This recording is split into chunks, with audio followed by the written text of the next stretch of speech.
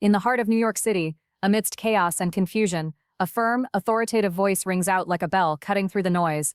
"Stay calm," commands Captain America. "Everyone, please remain calm." A riot has erupted in the streets, tensions flaring between opposing protests, though police forces struggle to keep it under control. Standing beside Steve, Sharon Carter fights to ease the pressure mounting between the two sides. "These people are going to destroy each other," she warns, looking at Steve with concern. Steve keeps his composure. "This is democracy," he responds. "No, Steve, this feels like a riot to me," Sharon snaps back, frustration spilling from her voice. As soon as she utters the word, violence breaks out among the protesters. The police lines collapse, and the situation spirals out of control. Steve's eyes scan the chaos, his jaw tightening. "No," he mutters under his breath, as panic starts spreading like wildfire. "No," he shouts again, just as a reckless officer fires tear gas into the crowd, sparking a stampede that floods the town square. "There's your riot," Steve grits his teeth, turning toward Sharon as they both begin working to calm the violence, as best they can. In the midst of this turmoil, a news crew, oblivious to the danger, tries to corner Captain America. "What's your stance on this issue?" the reporter presses. Steve's eyes flash with irritation. "Are you serious?" he snaps. "I'm anti-riot. Now go home." But while focusing on the camera shoved inches from his face, Steve doesn't notice the brick hurtling toward him. Its jagged edge rips through his skin as it smashes against his skull. With a sickening thud, he crumples to the ground. "I'm fine," Steve insists, brushing off the blow as he slowly rises to his feet. "We're not ready," Sharon says, panic in her eyes as she scans the scene.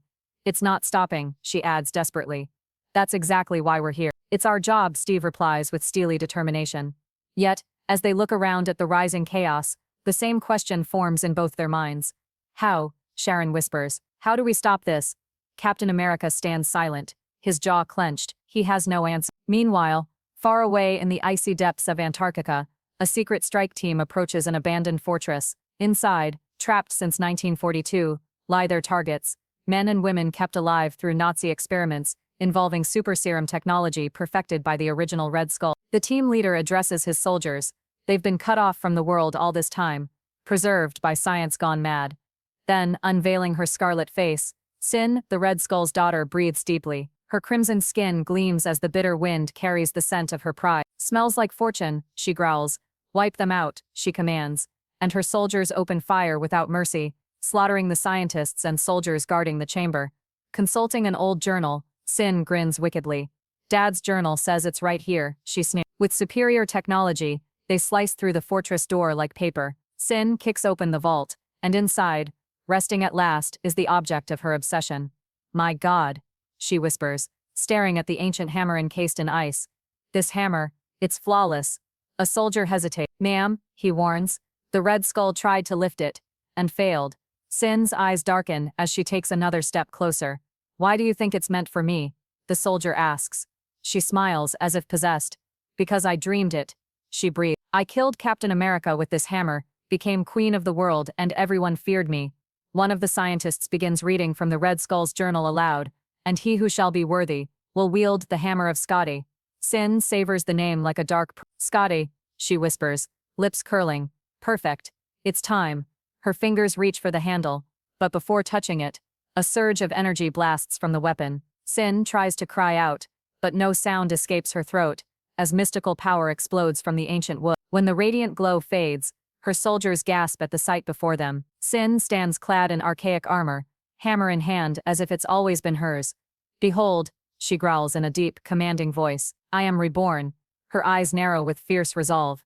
"Father, next time, it's you." Back in Manhattan, Steve calls the Avengers together to strategize their next move. Naturally, Tony Stark is the first to speak. "We've got Guardians looking for a new home on Earth," Tony says. "Let me design and build it for them." His teammates listen as he lays out the vision. "I know it sounds a little bold, but why not back me when I announce it?" Tony urges, his eyes alight with purpose. He wants to inspire hope, to rebuild instead of destroy, but none of them foresee the storm about to break. Meanwhile, in Broxton, Oklahoma, tourism surges to record levels after Asgard mysteriously crashes into their town's backyard, yet rising demand brings hardship, housing prices skyrocket, forcing locals to flee. Days later, the Avengers stand on a stage, announcing their plan to rebuild Asgard on Earth. Cameras flash as Tony's words of peace and unity echo across the globe. But in the shadows of Asgard's ruined steppes, Another audience member watches with contempt. Odin, the All-Father. His face twists in anger, and from the darkness, a shadow falls upon him. I knew we'd meet again, Odin growls at the watcher, whose face remains impassive. Furious, Odin rants. Skadi awakens. The final prophecy unfolds. Who are you to judge me? His rage grows uncontrollable. Should I tremble at her presence? Are you here to witness a god's fall? The watcher turns away in silence. But as he vanishes, Thor, Odin's firstborn, emerges from the shadows. What do you want, boy? Odin snarls, disgusted by Thor's closeness to mortals. Why don't you stand with us? Thor asks boldly. The Avengers want to turn Asgard's rise into a symbol of unity, gods and men together. That's the last straw for Odin. Are you a man or are you a god? He bellows, grabbing his son by the throat and slamming him into the ground. What has man ever given us but disappointment and entertainment? Odin spits. Man, Thor replies without hesitation, his eyes steady. Scoffing, Odin turns away, his rage simmering. Meanwhile, deep beneath the ocean's surface, Sin, still gripping Skadi, descends into the abyssal trenches. Drawn by a force she cannot explain, she plunges toward the ancient realm below, where dragons of legend await their challenge. They stood as guardians over something ancient, something perilous. With ruthless efficiency, Sin tore through the massive reptiles that barred her path. Her hammer, infused with deep, ancient magic, granted her strength far beyond that of ordinary warriors. The force of 100 men coursed through her limbs, turning the annihilation of the dragons into little more than a trivial task. My hammer, a weapon of legendary fury unmatched in its destruction, she mused to herself as she strode into the chamber's depths. Only I am worthy to wield it. The dragons, formidable beasts, had long stood as protectors of the vault, but the hammer's power served as a key, and the sealed door opened with a groan, spitting Sin into a cavernous chamber hidden beneath the ocean. She coughed, spitting seawater from her lungs, gasping for breath. As she lifted her head, shadowy figures loomed in the distance. My child, you've come back to me, rasped a frail voice from the darkness. Who's there? Sin demanded, raising Skadi in defense.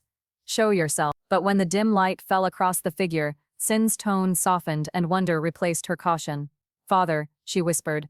The elderly prisoner's lips curled into a knowing smile as he gazed upon the hammer in her grasp. My child, I am returned, he rasped. As Sin spoke to the prisoner, somewhere far above Asgard, the sky ignited with black lightning and ominous clouds. He's back, Odin muttered, his head bowed low in dread. The serpent returns.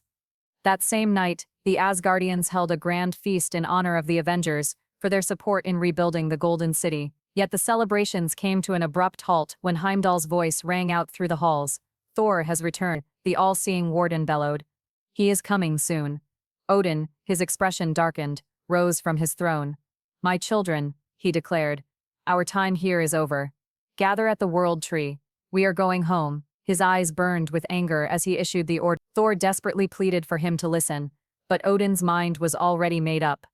The moment Thor's hand touched his father's shoulder, Odin's fury exploded.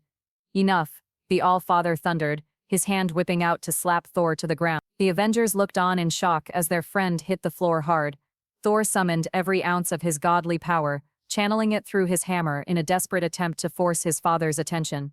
You rage through the seas like wild beasts and expect us to follow? Thor barked. We're not animals. No, Odin snapped, his voice cold as steel. I hear you, boy. As Thor threatened him once more, Odin scoffed.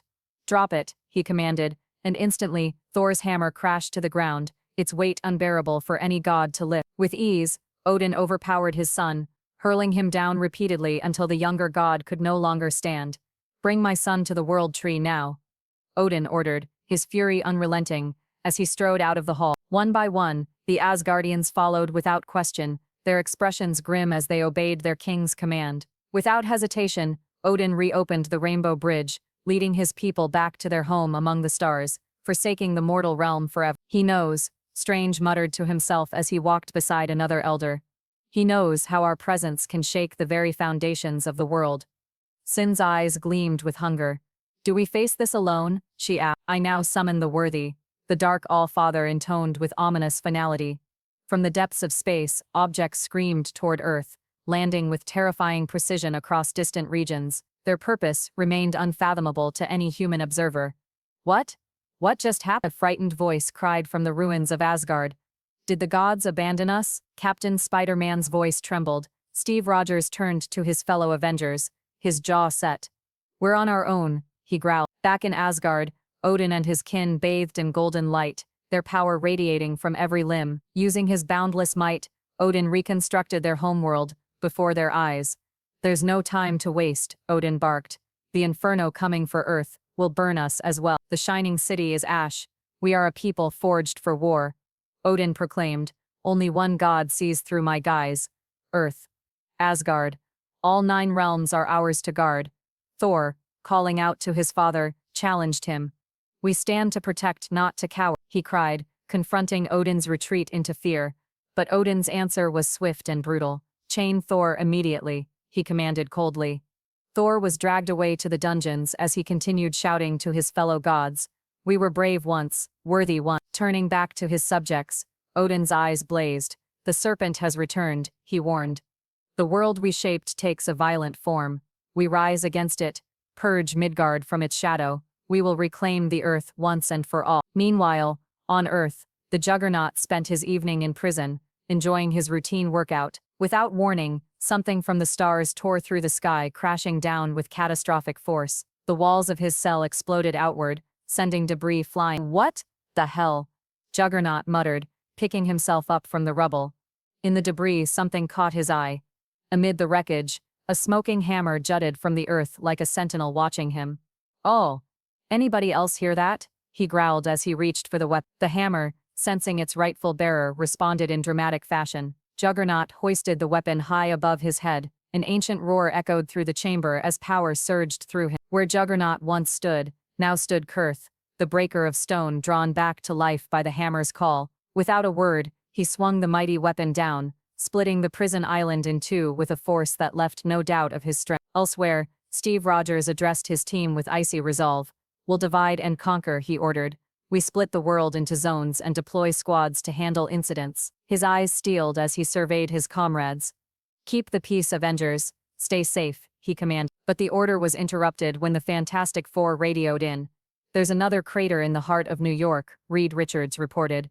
It looks like a hammer. In Brazil, Bruce Banner and Betty Ross, hoping to stay out of trouble, watched in helpless curiosity as another celestial body crashed into the earth. Ignoring their better judgment, they rushed toward the impact site. As the Hulk strode toward the crater, Betty begged him to slow down. Please, Hulk, stop, she cried, but the massive green titan ignored her pleas. Puny, he scoffed, brushing her concern aside. When his finger brushed against the hammer's surface, a blinding surge of light exploded through the jungle. Betty screamed, clutching her head. As the dust cleared, she found herself standing where her husband once stood, but where the Hulk had been, now loomed the breaker of worlds. Bruce, she whispered, voice trembling. Desperately, the transformed titan turned to his wife, his eyes flickering with the struggle to hold on to control. Run, he growled, before unleashing a roar that shook the forest. The Hulk let out one final scream before surrendering entirely to the hammer's mystical influence. Half a world away, in South Africa, another hammer had crashed down deep within the diamond fields. 2 criminals, Absorbing Man and Titania, were overseeing the excavation. Absorbing Man, however, couldn't tear his eyes away from the gleaming new weapon. It's calling to me, he muttered, entranced by the strange mallet. Titania, dismissing his distraction, cast aside Creel's attempt and leaned in to try it herself. As her fingers neared the handle, a flash of blinding light burst forth, and the Absorbing Man found himself staring up at something terrifying. Scornbreaker of men. My love, Titania declared, her voice amplified by magic. We found it. She stretched out her hand toward him. Come, join me. Are you in there? Creel asked, concern etched across his face. The North holds your hammer, Titania told him with certainty. No, I'm not in here.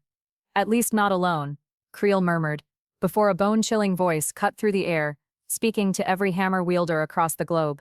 My children, the voice hissed. It was the serpent. We must not fail. I told you all. I would reclaim you from the Vale of Tears. And so I have. The voice grew darker. Now you must be ready. Go forth. Spread my terror to this world. In the Pacific Ocean, far from the surface, the Atlantean warrior Atuma had already taken position as Nurkod, the breaker of oceans. He began tearing apart the world's underwater pipelines, with merciless force. Show them no mercy, the serpent commanded his new brood. Show them no patience. Instill fear, doubt, and panic. The serpent's empowered minions began spreading chaos across the globe, reports of devastation pouring in faster than ever before.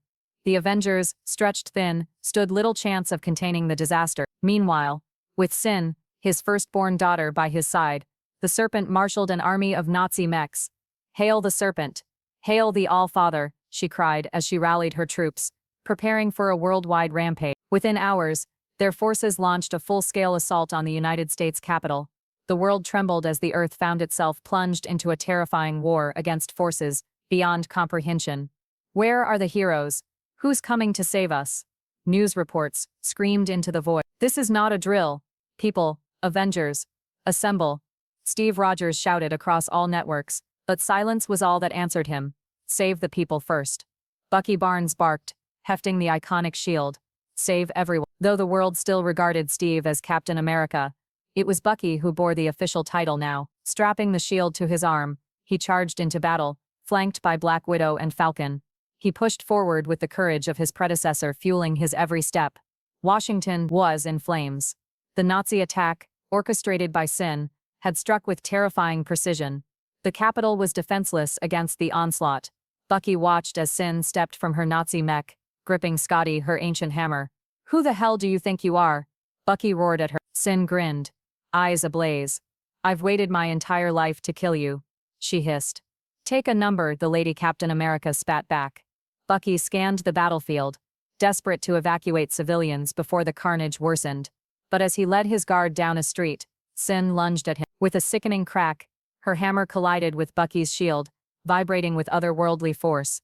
"This whole world will beg me for mercy," she screamed as the shockwave blasted outward from the shield's face. Meanwhile, while Earth fought to survive another day, Asgard spiraled deeper into preparations for war. One trickster god, however, Loki, abandoned his post, carrying a warm meal for his imprisoned brother. "I hope you're hungry," Loki teased the guards as he walked into the cell. Two unconscious sentries slumped behind him. His brother glared at him. "Well, we don't exactly call this a jailbreak, do we?" he growled. Loki's eyes darkened. "The old man's gone mad. Earth is burning. Truly burning." Loki was right. From Juggernaut's rampage in Missouri to absorbing man's destruction in Dubai, assaults plagued Earth from coast to coast. In Brazil, Betty Ross desperately dodged her rampaging husband. The Hulk, overtaken by the spirit of Nal, clung to children and tore through villages, leaving terror in his wake. Betty fought to stay one step ahead, only narrowly avoiding his massive fists. But luck ran out. She was caught, slammed into the earth. And before she could scream, the hammer returned to end her life. Thinking quickly, she reverted to her human form just in time. Loki, meanwhile, led his brother through Asgard's halls, keeping them hidden from prying eyes. "It's Asgard," Loki whispered to Thor. "Father rebuilt the world into a war machine." When they reached their meeting place, Thor's heart leapt at the sight of his closest allies gathered together, but their joy was short-lived. The All-Father himself stormed in, his eyes blazing with rage. "I am disappointed in all of you," Odin thundered, his voice shaking. Without surprise, he leveled his fury at them. Thor stood defiantly, rising once more to his feet. "Let me go," he begged. "Let me stand with Midgard against you, no matter what hell you bring." Odin hesitated. His eyes narrowed. "You shall have until the shadow of the serpent falls across the world tree," he ordered before hurling Thor through a portal back to Midgard. "We'll need this," Odin barked, tossing Mjolnir into the portal after him. "You can't say your father never gave you anything." Back in Washington, D.C., Sin's forces raged through the streets. "It's here. It's now," she screamed to the skies as the Capitol burned. Bucky struggled to his feet. "There's no tomorrow if we don't hold the line," he barked at his comrades, pushing past his wounds and charging back into the fray. "Avengers, assemble," the young Captain America cried in defiance, racing toward Sin once again. He swung his shield hard, striking her squarely in the face and sending her crashing to the ground. "You'll pay for that," she spat venomously. Bucky hurled himself at her with renewed fury, but his assault came too late. Sin spun around, snapping her mallet over her shoulder. With brutal force, she ground the hammer into Bucky's metal arm, ripping it from his shoulder and hurling him skyward. Flying through the air, Bucky barely had time to gasp before Sin brought Scotty down through his chest, pinning him to the earth. "My father was a clown," she hissed, walking away from the broken hero without looking back. "The serpent is coming." "No," Black Widow screamed, rushing toward Bucky's blood-soaked body. Desperation clawed at her as she screamed, "Thor, Cap, somebody save him now." Bucky, his breath shallow, fought to stay conscious. "Serpent, you've gotta," he rasped before his eyes dimmed. His last breath was barely audible as he collapsed into silence. One by one, heroes fell, sacrificing themselves for what was right. Even Wolverine, the fiercest warrior, melted away like a popsicle in the heat of battle.